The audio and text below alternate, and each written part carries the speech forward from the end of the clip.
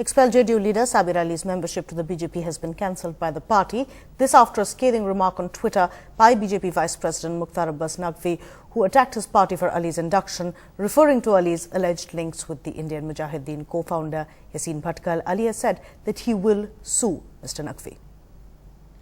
राष्ट्रीय अध्यक्ष श्री राजनाथ सिंह जी ने श्री साबिर अली की सदस्यता को निरस्त करने का निर्णय किया है. With these words, the BJP cancelled the membership of former Janata Dal United leader Sabir Ali barely 24 hours after he had been inducted into the party. Ironically, one of the reasons why Ali had been in fact expelled from JDU last week was because he praised the BJP's prime ministerial candidate Narendra Modi publicly. But his induction stirred a hornet's nest within the BJP due to his alleged connections with Indian Mujahideen operative Yassin Bhatkal. Though these connections have never been proved, the BJP vice president went public with this criticism, tweeting, and I quote, "Terrorist Bhatkal's friend joins BJP, soon accepting Dawood," unquote.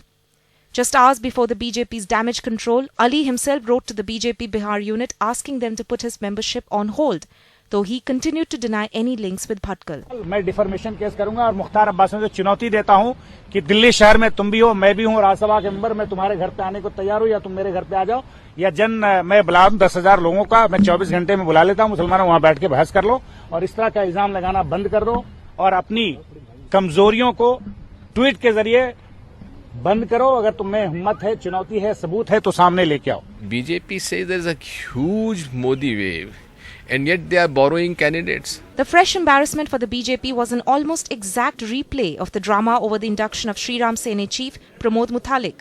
The only difference in Muthalik's case, the central leadership put the blame on the state unit. But Naqvi is not the only leader to have gone public with dissent.